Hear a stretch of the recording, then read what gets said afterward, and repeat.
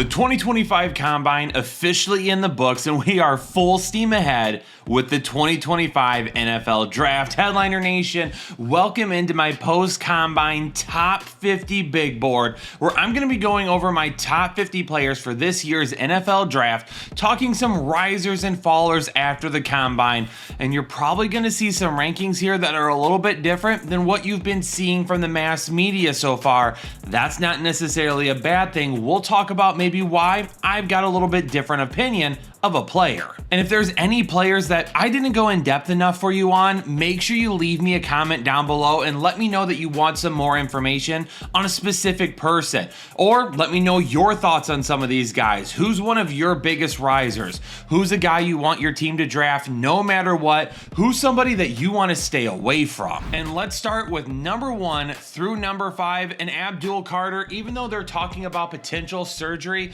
for the generational pass rusher, I'm not worried about it. I'm keeping him here at number 1. It doesn't sound like there's too much concern about what could end up happening with this surgery. As of right now, they're going to stay away from it, and I still think that he has a shot to be the number 1 overall player off the board, unless one of these teams move up and decide to go quarterback number 1 overall instead. Mason Graham for the interior defensive line for Michigan, and Will Johnson from Michigan at cornerback. Both of these guys are top 5 players. Both of them are number 1 at their position as well. Mason Graham is a force on the inside. He can move guys left or right. He can get to the quarterback. He can stay back and defend the run. Will Johnson can play man-to-man. He can play zone. He can do whatever you want him to. He can stay with the best of them at the NFL level, and he's going to do that as well. Travis Hunter at number 4 for me. Really, he's kind of up and down because some of it depends on where he ends up playing. As a cornerback, he might be tied with Will Johnson for the number 1 overall cornerback spot. As a wide receiver, he could end up falling a couple of spots below where he's currently at right now.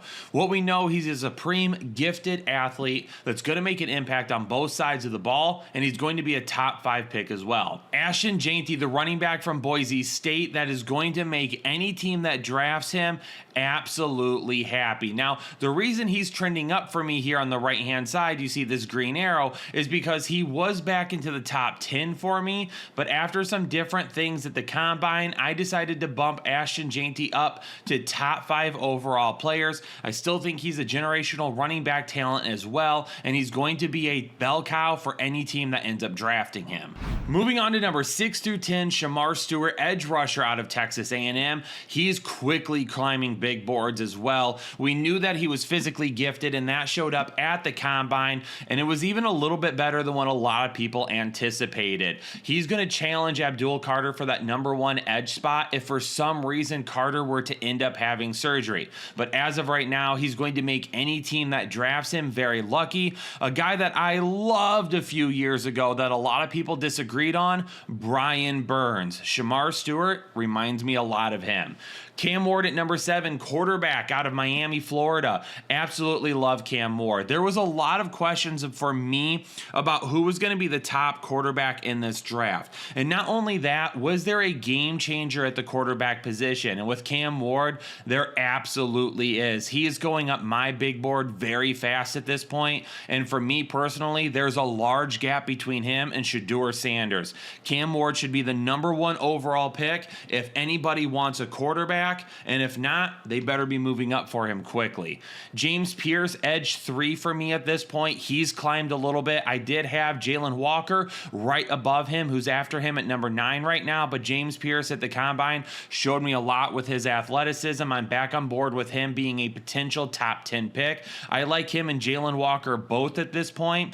A draft class that's going to be loaded with defensive players and edge rushers. Will Campbell at number 10 is falling for me right now. He was a top 5 player prior to the Combine, but then when he come in and measured at the Combine, unfortunately, the wingspan and the arm length is a lot lower than what we would typically like to see for a left tackle. Now, that doesn't doesn't mean that he can't be a very good right tackle. It doesn't mean that he can't move in and be a very good guard. He's extremely gifted. He's athletic. He moves well. And any team that drafts him is going to find a place for him on the offensive line. And Will Campbell is going to dominate defensive players. But as a left tackle, it's hard for me to keep him at number 5 where he once was if he's not going to profile as a left tackle right off the bat. So for me, he is falling a little bit. He's down at number 10 now. At number 11, Tataria McMillan, wide receiver out of Arizona. He is another guy that is also falling for me. Didn't participate at the combine, and there's questions about whether or not he is a true game-changing wide receiver. And on top of that, there are wide receivers that are picking up speed right behind McMillan as well. And because of that, he is starting to lose a little bit of steam as the number 1 overall wide receiver in this draft. I still think he does a lot of things well. I think he's going to be a player that plays well at the NFL level, but unfortunately, it's hard to get on board with him right now over some other guys, seeing as how he skipped the combine and we don't have a whole lot of explosive measurements for him. Tyler Warren, the tight end out of Penn State, he is a top 12 player for me right now. He's going to make an impact blocking. He's going to make an impact as a receiver. You can move him around in the formation. The tight end 2, Colston Loveland, who we'll talk about a little bit later. Maybe Tyler Warren isn't as athletically gifted as Loveland, but Tyler Warren could come onto any team right now and also help maybe a little bit more on the offensive line blocking than what Loveland would. Armin Memboa, interior offensive line out of Mizzou. He is flying up my board right now. This is definitely a guy on the interior of the offensive line is going to be overlooked because he's not a tackle, but this is a Zach Martin type player that can come in and absolutely help shore up that interior of the offensive line, get a push, open up holes for a running back, and become a very, very good player that can also pull and get out in front of any running back as well. Memboa is going to be a guy that is going to make an impact, and I hope that I see him go high in the draft. Nick Emenwari, safety out of South Carolina, is an absolute physical beast with a ton of high-end tools. You want to know who he reminds me of? An impact safety for the Baltimore Ravens, Kyle Hamilton, who was one of my top 5 players in his draft class. Emenwari is going to be in that type of caliber of player in the next couple of years. And Jahdae Barron, cornerback out of Texas, for me right now is still my cornerback 2, even behind Travis Hunter, if you include him or not. If you put Travis Hunter in there, he's a little bit higher than Barron as a cornerback, but Barron is going to be a game changer at the next level still. All right, as we make our way to 16 through 20, we're going to see a cluster of offensive tackles here because when you take a look at Will Campbell, the guys right after him are very, very close, and they're all really grouped together for me. First off, at 16 and 18, edge rushers Mykel Williams and Mike Green. Both of these guys definitely very superior when it comes to athletic traits and their ability to rush the passer. Now, Mike Green has some questions that will need to be answered kind of outside of football, but last year's FBS sack leader definitely showed up at the combine and really just reinforced the fact that he is an athletically gifted edge rusher, that when any team ends up taking him, he's going to be a guy that's going to get after the quarterback right away. Now, Kelvin Banks Jr., when he showed up to the combine, there was going to be some questions about his stature. Was he going to be tall enough to be an offensive tackle, a left tackle, or was he going to have to move to right tackle? Kelvin Banks kind of answered those. He is going to be big enough to probably stay at the left tackle position, but you take a look at a guy like Josh Simmons, and honestly, if he didn't have that patellar injury last year and lose the rest of his season to it, he would be the offensive tackle number 1 in this draft, and he would be a top 5 pick. But unfortunately, there's going to be a lot of questions about that injury. And then at number 20, a guy that is rising very, very quickly for me. Ariantari Urshri, offensive tackle out of Minnesota. Now, I watched some of his film prior to the combine, and I liked what I saw, but some of these guys ahead of him they felt like they were going to be guys that were going to be a little bit better in terms of just like some of their athletic traits. And then Ariantari Urshri shows up at the combine and just absolutely dominates and looks like one of the best offensive tackles in this draft. Really, when you group all of these guys together, together. If Will Campbell moves from offensive tackle to guard, Will Campbell becomes my interior offensive line 1, and Ariante Urshary ends up moving up to offensive tackle number 2 right behind Kelvin Banks. Now, Josh Simmons is staying at offensive tackle number 4 right now, just in front of Urshary, because right now we don't have the full view of where Simmons is going to be closer to the draft with his injury. As more things end up coming out, Urshary could end up moving up, and I'm still leaving it open to move Urshary up in front of Banks as well. He's quickly rising for me. He could end up being an absolute steal in this draft if he ends up making it to the middle portion of the first round.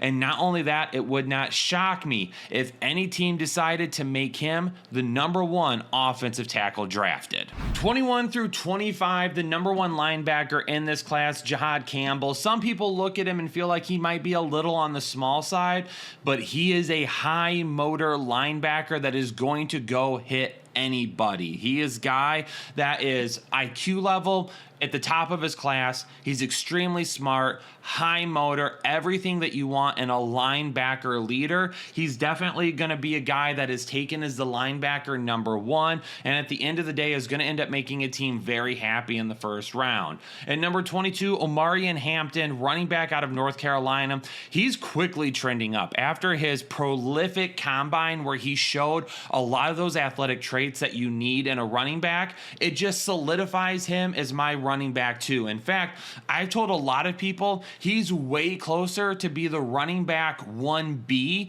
to Ashton Jeanty than he is the RB2 for me. Because when you take a look at a couple of years ago when everybody loved Bijan Robinson and didn't really talk about Jahmyr Gibbs was a guy that I told everyone he's going to be very close to Bijan Robinson. Do not sleep on him. When he makes it to the NFL level, he's going to be an absolutely explosive player. Omarion Hampton and Jeanty remind me of the same type of dynamic this season. Hampton is going to be very, very good. Matthew Golden with a blazing fast 40 shows that Texas produces speed, and he's going to be a guy that just ran his way into the first round. He does a lot of things very, very well, and now we see he's the type of guy that could absolutely explode down the field too. Colston Loveland, tight end out of Michigan, talked about him a little bit when I mentioned Tyler Warren. He does some things maybe a little bit better than Tyler Warren in terms of his athleticism. Warren a little bit more of a complete blocker than what Loveland is, but I'll tell you what, if Colston Loveland ends up in LA with his former coach Jim Harbaugh, watch out. He's going to be huge. Shedeur Sanders, quarterback out of Colorado. I got to tell you, I don't love him. I don't. Is he the quarterback 2 in this class for me still?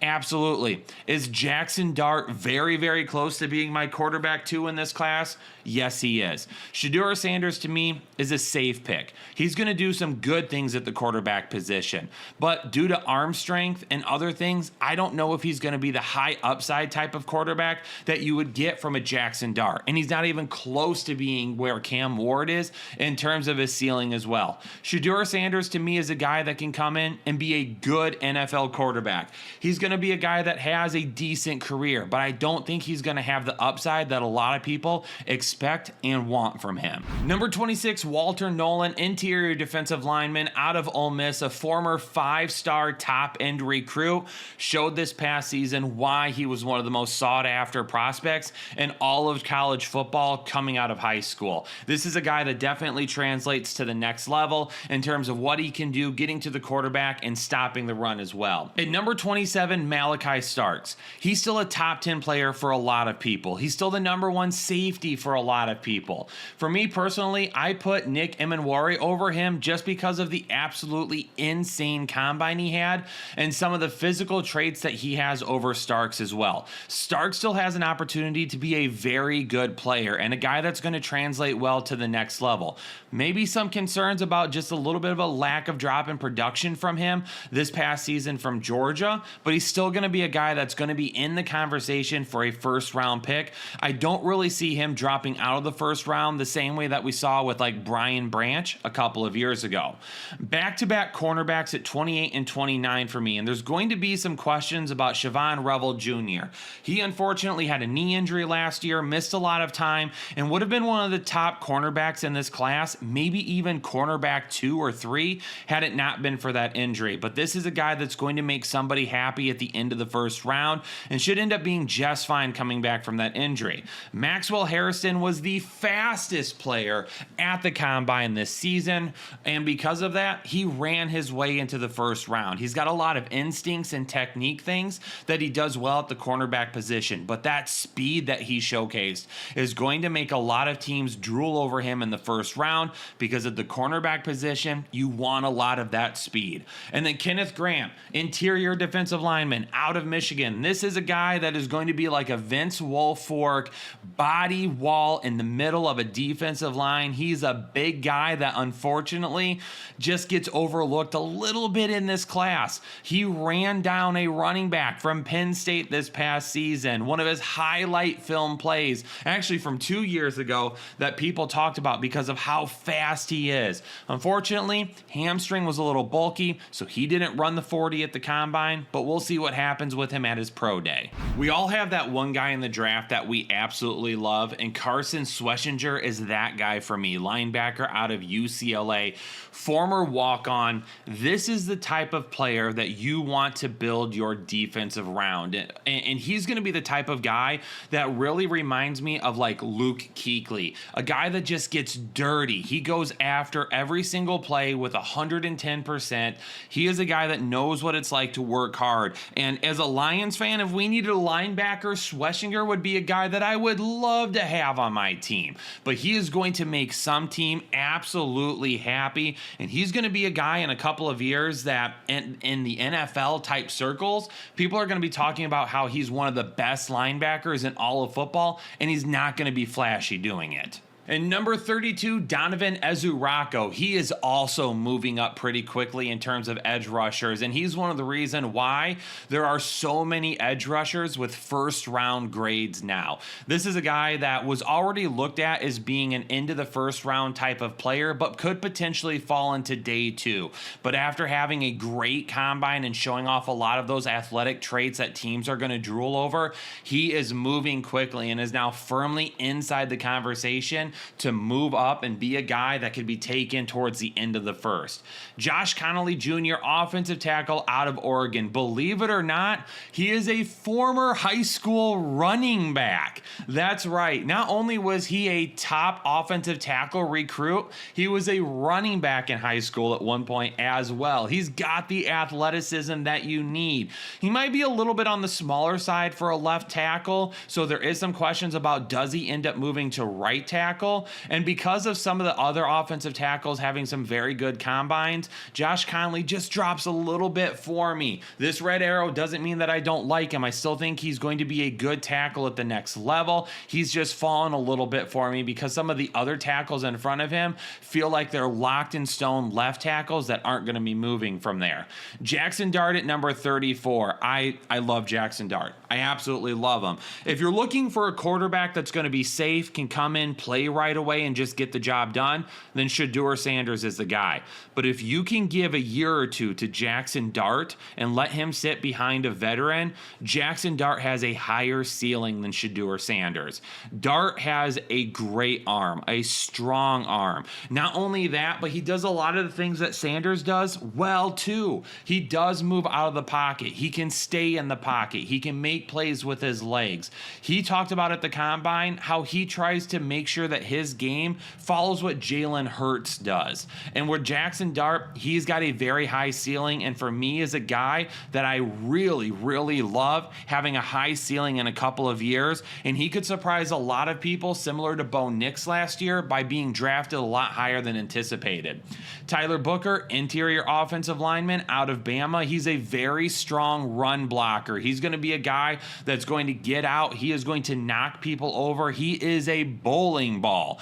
Get out of his way or get knocked down. At number 36, Kyle Kennard. He is falling a little bit just because some of the other edge rushers around him have had really good combines and just profile a little bit more as guys that can be more consistent with their gameplay. Kyle Kennard has a lot of upside, but unfortunately his floor isn't as solid as some of the other guys. Emeka Egbuka, wide receiver out of Ohio State. This is still a guy that I absolutely love. And there's going to be a lot of questions about where Luther Burden is on this list, and he's going to be coming up very soon. And you could probably make an argument for the next 3 wide receivers to be flip-flop, but Ibuka is a guy that is just a solid slot wide receiver and is going to make a lot of people look smart at the next level when someone invests in him and gives him 100 targets a season. Jared Wilson, interior offensive lineman out of Georgia, looks to be a center at the next level. The number 1 center more than likely in this class. He's going to do some very good things. Quinshon Judkins, running back out of Ohio State. He is up to RB3 for me. I ended up moving him above Caleb Johnson because of his athletic profile. Johnson didn't test as well at the combine as I would have liked. Judkins is a guy that can do a little bit more in any type of offense, where Caleb Johnson to me is going to have to fit into one. Xavier Restrepo. Nobody has this guy as high as me, as I feel like. And Restrepo really popped on tape for me when I sat down and I watched Cam Ward. At one point, I stopped watching Cam Ward and I just started watching Restrepo. He tested well at the combine. He has really good hands. And just like Ibuka, he is a guy that just feels super safe to me in the slot and is going to be a guy that with 100 targets a year could be very, very solid and be the best friend to any quarterback. And number 41, Nick Scourton, edge rusher out of Texas A&M. He's a guy that just really isn't being talked about a whole lot because honestly, he's not just as flashy as some of the other guys. He could end up being a day 2 pick though at some point in the second round, and he'll end up being just a fine player. He's just not being talked about because the athletic profiles of some of these guys ahead of him just kind of jump off the page, where he hasn't really done that yet. Trey Amos, cornerback out of Ole Miss, he was considered a potential first-round player as well. He was a guy that in my initial top 50, I did have a little bit closer to being a first-round pick. But after some of the performances of these other cornerbacks at the combine, it does look like Amos may be falling out of that discussion. Luther Burden III, wide receiver out of Mizzou. There are some people that comp him to Deebo Samuel. I gave him a comp of Amon-Ra St. Brown. Now, for me, Luther Burden has a high ceiling, but he has a lower floor than Restrepo and Ibuka. And that's why I've got him lower in the rankings. Because for Restrepo and Ibuka, I feel like they could fit into almost any offensive scheme where they go to the slot and they're just that type of consistent player. Where Burden is going to have to go to an offensive scheme that really utilizes him. Ibuka and Restrepo could move to the outside and they could do some things there, but they're more slot receivers than anything. Burden is definitely going to be not only stuck in the slot, but he's going to be a guy that really defined his ceiling. You're going to have to put him in the backfield. You're going to have to do some things with him like San Francisco did with Deebo, or like Detroit has done with Amon-Ra St. Brown. To be able to get his full potential, he's got to be in the right offensive system. And because of that floor question for me, he is a little bit lower in the rankings. I don't hate him. I just don't love him as much as other people. Caleb Johnson, I'm not a fan of. I don't hate Caleb Johnson. I'm definitely not as high on him as some other people. When I sat down and was kind of talking with the team about some of these guys, Dr. Ethan, he's a big fan of Caleb Johnson. He was disappointed in how he tested at the combine. And really, when we kind of discussed a comp for Caleb Johnson, we came up with like a Leonard Fournette. Not nearly as hyped, but maybe the same thing when he gets to the NFL level. He's gonna be the type of guy that is going to be a one-trick pony at the running back position. He's a north-south runner. His speed wasn't as much as we would have liked to see. He's not as nearly dynamic as some of the running backs in front of him. He's going to be good, but he's not going to be great. And really, that's what I get from Caleb Johnson. And then Donovan Jackson, interior offensive lineman out of OSU. This is another guy that I like on the interior of the offensive line.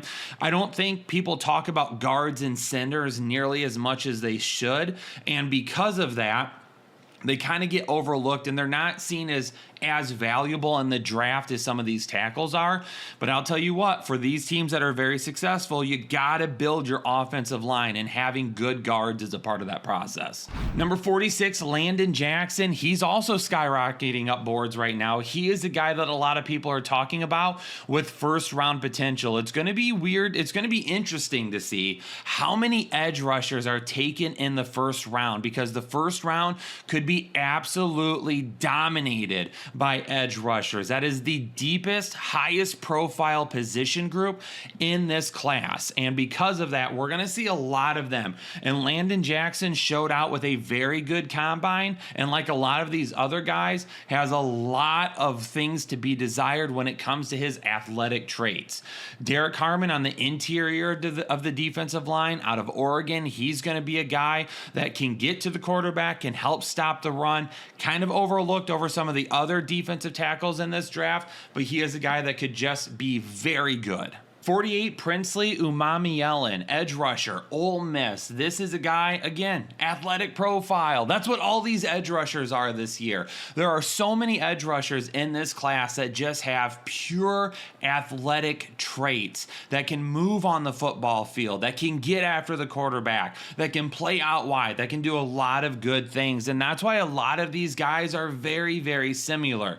Some of them have some traits where they're going to have to work on some consistency, and those are the guys that you see a little bit lower here on the big board, but they're still guys that are definitely going to be considered, especially in the second round. Gray Zabel, interior offensive lineman out of North Dakota State. He was the guy that really saw a little bit of a boost at the Senior Bowl, not nearly as prolific at the Combine. A lot of people took maybe a little bit of a step back when they saw some of his testing abilities, but he's still going to be a guy that's going to end up being a top 50 pick. And then Xavier Watts, safety out of Notre Dame. He's going to do a lot of good things at the next level. He doesn't have nearly the type of profile as the two safeties that I have above him right now, especially when it comes to athletic traits and playmaking ability. Those two guys are safeties that really could move around and do a lot of different things, where Xavier Watts might play more of a traditional safety role, especially if you want to bring him up into the box. Ladies and gentlemen, there you have it, my top 50 players for the 2025 NFL Draft.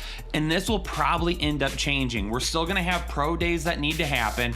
There's still going to be news on some of these guys when it comes to their health and injuries they maybe sustained last season and what that will look like moving forward. So make sure you stick right here with the Fantasy Headliners all off season long, because I will be talking about this draft class from now until when the actual draft happens. So stick right here, hit the subscribe button, become a part of the nation today, and make sure that you are here locked in with all the off-season content, so when football season comes back, you'll definitely be the smartest person in the room.